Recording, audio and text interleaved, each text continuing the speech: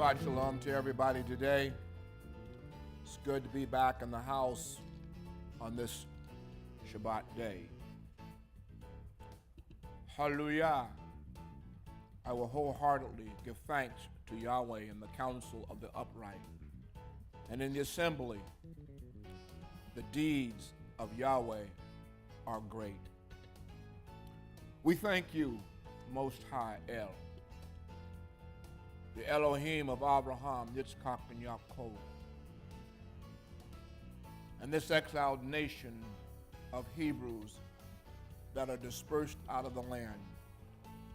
You are our King, our Redeemer, our Savior. There is none like you. You are the first and you are the last. We give you thanks today because you have kept us another week, protected us from the things that may have been harmful to us. Most of all, Most High, we give you thanks because you've opened our eyes that we might be able to see, our ears that we might be able to hear the wonders that reside in your great Torah. We ask you today that your Holy Spirit, your set-apart Spirit, would permeate the building where we are, the teachers and the musicians that provide the service to you, and all the congregants that are here. We ask you also, Father, to look down upon those that are afflicted.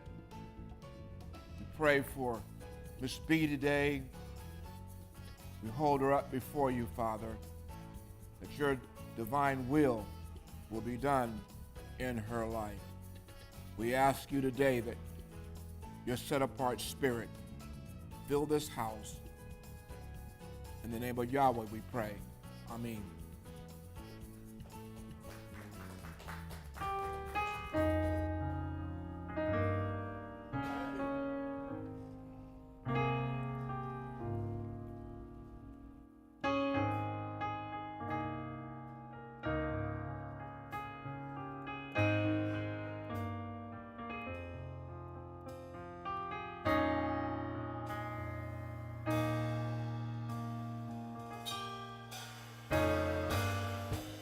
What is in your name?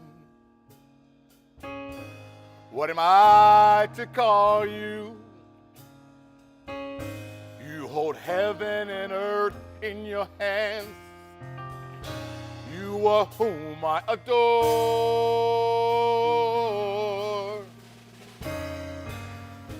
Now I bow before you, lifting holy hands, giving honor and glory to your name. You deserve so much more. You are Elohim, you are my Yahweh, you are the great I am, you are. You are, you are, you are. What is in your name? What am I to call you? You hold heaven and earth in your hands. You are whom I adore.